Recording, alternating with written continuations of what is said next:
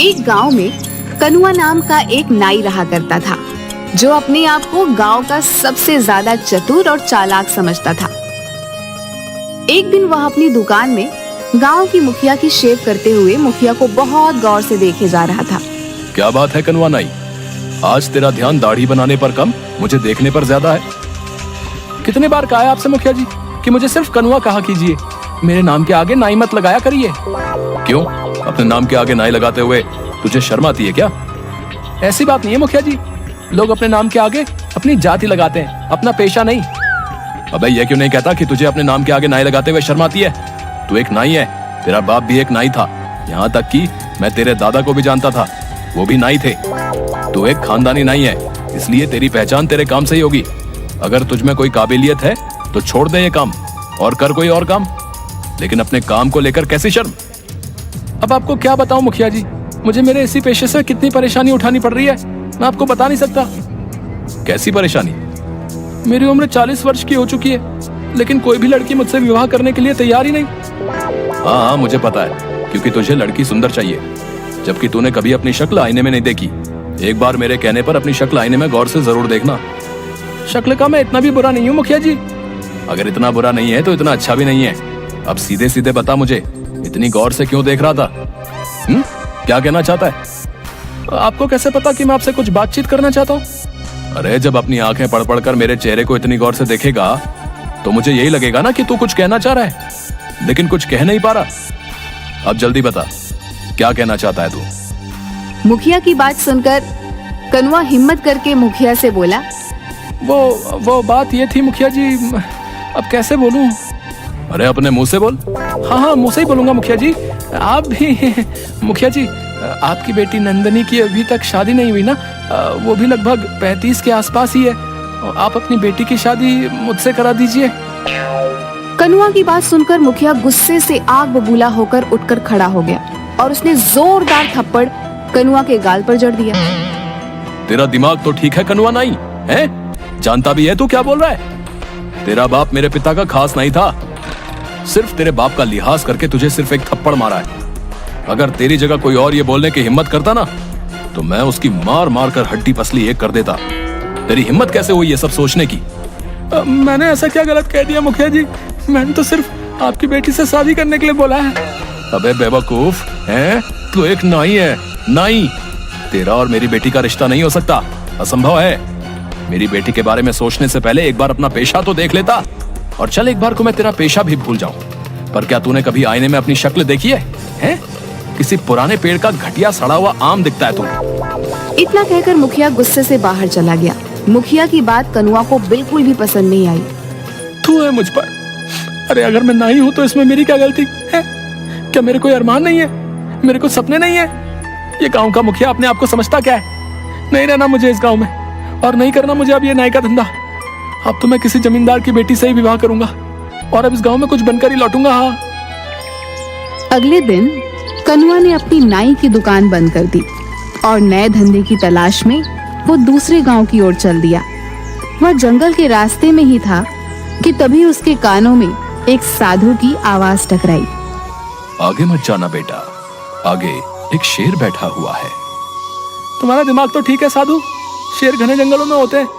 मैं कोई मामूली साधु नहीं हूँ, यकीन नहीं आता तो कुछ देर मेरे पास बैठ जा। कनुआ साधु के पास बैठ गया। कुछ ही देर में एक शेर दहाड़ता हुआ आकर उन दोनों को घूरने लगा। साधु जी, ये शेर तो हम दोनों को खा जाएगा, आपने तो मुझे मरवा दिया। चिंता मत कर, जब तक मैं तेरे साथ हूँ शेर तेरा कुछ नहीं करेगा, कुछ देर में चला जाएगा। कुछ देर बाद जंगल की ओर चला गया। आप तो वाकई बहुत पहुँचे हुए। साधु रहस्यमयी अंदाज में मुस्कुरा कर बोला, मैं जानता हूँ कि तू एक नाई है और नाई का धंधा छोड़कर तू दूसरे धंधे की तलाश में दूसरे गांव जा रहा है ताकि कुछ बनकर अपने गांव लौटे। आप तो अंतर्यामी भी निकले बाबा, मेरी मदद कीजिए। क्या चाहता है तू? मैं बड़ा आदमी बनना चाहता हूँ। मैं चाहता हूँ कि मेरा विवाह किसी बड़े परिवार की कन्या से हो, लेकिन मेरे काम को देखते हुए कोई भी बड़ा परिवार अपनी बेटी का विवाह मुझसे नहीं करता।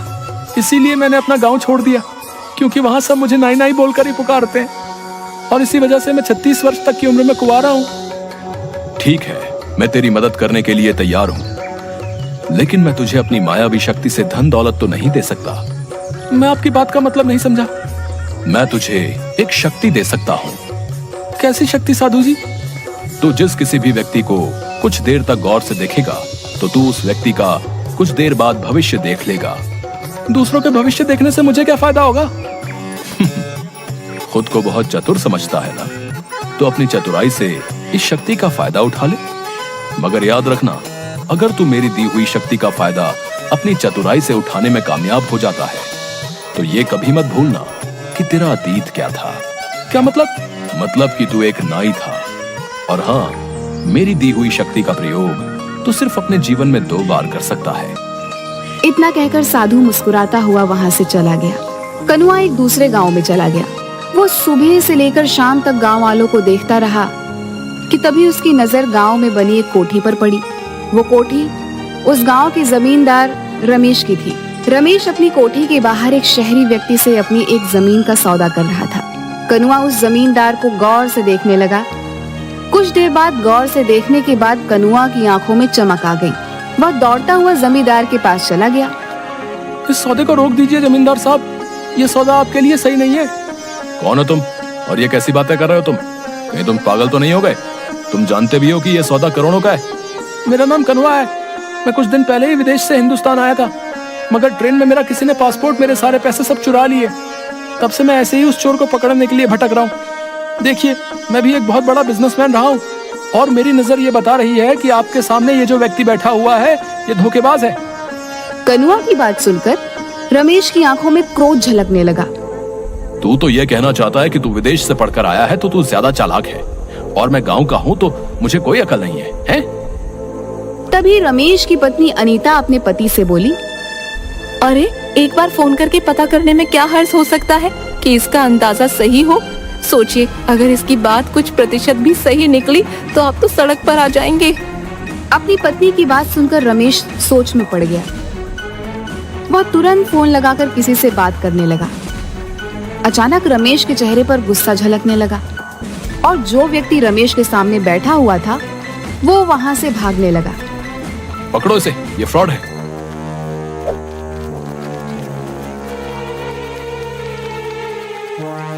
कनुआ ने उस व्यक्ति को तुरंत पकड़ लिया।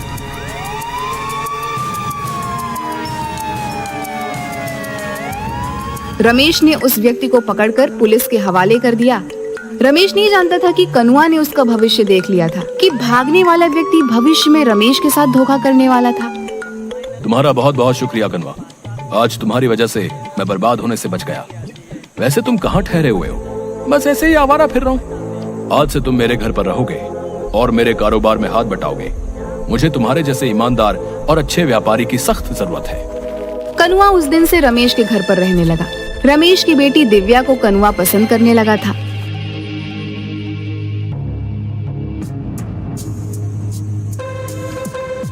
एक दिन रमेश अपनी बेटी के साथ कार से शहर जा रहा था कि तभी कनुआ बोला, कहाँ जा रहे हैं आप? अभी कुछ देर पहले बताया तो था, मुझे शहर में कुछ काम है और इसी बहाने दिव्या को कुछ शॉपिंग भी करा दूंगा। आज मत जाइए, कल चले जाइएगा। आज मुझे कुछ ठीक नहीं लग रहा। ये कैसी बातें कर रहे हो तुम? मेरा शहर जाना आज बहुत जरूरी है, तो अपने उस जरूरी काम को कल निपटा लीजिएगा। कनुआ, तुम व्यापारी अच्छे हो, लेकिन अब तो तुम ऐसे बातें कर रहे हो जैसे कि तुम फ्यूचर देख सकते हो और तुम्हें पहले से ही आभास हो गया है कि आज मेरे साथ कुछ सही नहीं होने वाला। रमेश की बात सुनकर कनुआ बुरी तरीके से घबरा गया। सच तो यही था कि कनुआ ने रमेश का भविष्य देख लिया था। वो जानता था कि कुछ देर बाद रमेश का एक्सीडेंट हो जाएगा। रमेश की पत्नी अनीता रमेश से बोली, आप कनुआ की बात मान क्यों नहीं लेते? अपने जरूरी काम को कल कर लीजिएगा। नहीं अनीता, मेरा आज जाना बहुत जरूरी है। ठीक है, अगर आपको कनुआ की बात नहीं माननी तो आपकी मर्जी, लेकिन मैं दिव्या को आज आपके साथ नहीं जाने दूंगी। ठीक है, जैसी तुम्हारी मर्जी। रमेश चला गया, मगर कुछ ही देर बाद रमेश की एक रोड एक्सीडेंट में मौत हो गई। दिव्या और अनीता इस दुनिया में अब अकेली रह गई थी। इतने बड़े कारोबार को संभालने वाला कोई नहीं था। कुछ दिनों बाद अनीता कनुआ से बोली, मेरे पति के जाने के बाद अब इतने बड़े कारोबार को कौन संभालेगा? मैंने और मेरे पति ने सोचा था कि सारा का सारा कारोबार दिव्या के पति के हवाले कर देंगे और हम दोनों तीर्थ पर चले जाएंगे, लेकिन वो ये दिन देख न सके। मैं चाहती हूँ कि मेरी बेटी का विवाह तुमसे हो जाए। क्या तुम मेरी बेटी से विवाह करोगे? अनीता की बात सुनकर कनुआ के मन में लड्डू फूटने लगे। कनुआ यही तो चाहता था कि उसने तुरंत हामी भर दी और दूसरे दिन दिव्या और कनुआ का विवाह धूमधाम से हो गया। कनुआ रातों रात करोड़पति बन गया, लेकिन गांव वालों से मिले मान सम्मान की वजह से वो खुद को राजा समझने लगा। एक रोज रात के वक्त कनुआ अपनी पत्नी से बोला, देखो तुम मेरी पत्नी हो तो ये तुम्हारे लिए बहुत बड़ी खुशनसीबी की बात है। तुम्हें मेरी सेवा करनी चाहिए। मैं तो आपकी सेवा ही करती हूँ। देखो मैंने ही एक बार तुम्हारे पापा को बर्बाद होने से बचाया था। अगर मैं ऐसा नहीं करता तो वो उसी दिन सड़क पर आ जाते। अच्छा, मेरे पैरों में बहुत ज्यादा दर्द है, मेरे पैर दबा दो। कनुआ की बात सुनकर उसकी पत्नी उसके पैर दबाने लगी। कनुआ लगातार कई घंटों तक अपनी पत्नी से पैर दबवाता रहा। थकान से जैसे ही उसकी पत्नी की आंख झपकी, कनुआ तुरंत बोला, जब तक मैं ना कहूँ तब तक तुम्हें रुकना नहीं है। हाँ, इसके बाद तुम्हें मेरा सर भी दबाना है। उस दिन के बाद कनुआ अपनी पत्नी से रोज रात भर पैर दबवाता। एक रोज दिव्या परेशान होकर अपनी माँ से बोली, इन्होंने तो मेरा जीना हराम कर रखा है। रोज रात भर ये मुझसे कभी पैर कभी सर दबाते हैं, मैं सो नहीं पाती।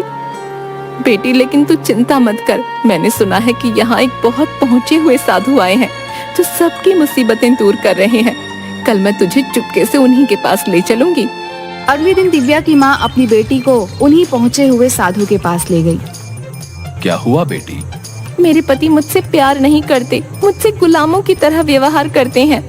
तुम्हारा पति क्या करता है? दिव्या ने सारी बात साधु को बता दी। दिव्या की बात सुनकर बाबा रहस्यमयी अंदाज में मुस्कुराते हुए दिव्या से बोले, जाओ कल किसी बहाने से अपने पति को मेरे पास भेज देना। क्या वो सुधर जाएंगे? हाँ, मैं अपनी तंत्र मंत्र की शक्ति से उसे बिल्कुल सही कर दूंगा। कल के बाद वो तुम्हारी किसी भी बात से इनकार नहीं कर पाएगा। दिव्या और उसकी माँ खुश हो गई। अगले दिन दिव्या अपने पति से बोली, सुनिए जी, सुना है गांव में बहुत पहुँचे हुए ज्ञानी बाबा आए हैं, आप उनसे मिलकर क्यों नहीं आते? हाँ, मैंने भी सुना है कि गांव में कोई पहुंचा हुआ ज्ञानी बाबा आया है। गांव वाले तो पागल हो गए, पर मैं पागल नहीं हूँ। ऐसा नहीं कहते जी, क्यों ना आप उनसे एक बार मिल आते? तुम्हारा दिमाग तो ठीक है। उस बाबा को कनुआ जमींदार से उल्टा मिलने आना चाहिए। भला मैं वहाँ क्यों जाऊँ? मैं वहाँ पर नहीं जाऊँगा। दिव्या मुंह लटकाकर फिर से साधु के पास चली गई। बाबा वो तो आने को तैयार ही नहीं, वो तो उल्टा मुझसे ये कह रहे हैं कि आपको उनसे मिलने जाना चाहिए। दिव्या की बात सुनकर साधु फिर से मुस्कुराता हुआ बोला, तो किसी बहाने से अपनी माँ के साथ कुछ देर के लिए दोपहर के वक्त यहाँ पर आ जाना। तुम्हारी गैर मौजूदगी में मैं तुम्हारे घर पर जाकर तुम्हारे पति का तंत्र मंत्र से सही से इलाज कर दूंगा। दिव्या कहाँ हो तुम? तभी कोई जोर जोर से दरवाजा पीटने लगा। अब ये दरवाजा भी मुझे खुद ही खोलना पड़ेगा। बताओ कैसे दिन आ गए हैं। अब दरवाजा खोलने भी मैं स्वयं ही जाऊं। इतना बोलकर कनुआ ने दरवाजा खोल दिया, मगर सामने का नजारा देखकर तो वह बुरी तरीके से डर गया। उसके सामने उसके पुराने गांव का मुखिया खड़ा था, जो तुरंत अंदर आ गया। मुखिया जी, आप यहाँ कैसे? अच्छा, तो तू नाईगिरी छोड़कर यहाँ जमींदार बना बैठा है? अगर मैं तेरी पत्नी और गांव वालों को बता दूं कि तूने कभी विदेश की शक्ल नक्शे में भी नहीं देखी, बल्कि तू एक नाई है, तो कभी सोचा है ये गांव वाले तेरे साथ क्या करेंगे? तेरी मार मार कर हालत खराब कर देंगे और तुझे इन लोगों के साथ फ्रॉड करने के जुर्म में जेल हो जाएगी। सोच, तेरी पत्नी की नजरों में तेरी क्या इज्जत रह जाएगी। मुखिया जी, मैंने आपका क्या बिगाड़ा है? आप भला ये किसी को क्यों बताएंगे? तेरी पत्नी दिव्या मेरी दूर की रिश्तेदार है। क्या? और सुन कनुआ, तेरी पत्नी को मैंने सब बता दिया है। वो बेचारी तेरे आतंक से बेहद परेशान हो चुकी थी। मुझसे उसका दुख देखा नहीं गया। ये आपने क्या किया मुखिया जी? वो गांव में अब सबको बता देगी, मैं बर्बाद हो जाऊंगा। नहीं, मैंने उसे मना कर दिया है कि ये राज वो किसी को नहीं बताएगी, लेकिन उसने एक शर्त रखी है। कैसी शर्त? यही कि आज के बाद तू उसका हर काम करेगा, यहाँ तक कि तू उसके पैर भी दबाएगा। एक जिम्मेदार पति की तरह उसे पत्नी का दर्जा देगा, ना कि उसके साथ गुलामों की तरह व्यवहार करेगा। मुझे मंजूर है। ठीक है। इतना बोलकर मुखिया वहाँ से चला गया, मगर बाहर आते ही मुखिया साधु में परिवर्तित हो गया। और सीधा दिव्या के पास जाकर बोला, जाओ, मैंने तुम्हारे पति को सुधार दिया है। दिव्या खुश होती हुई वहाँ से चली गई। उसने घर जाकर देखा कि कनुआ डरा हुआ दिव्या की ओर देख रहा था। अरे तुम आ गई प्रिया, थक गई होगी, लाओ मैं तुम्हारे पैर दबा दूं, लाओ लाओ। उस दिन के बाद से कनुआ नाई की सारी चतुराई धरी की धरी रह गई।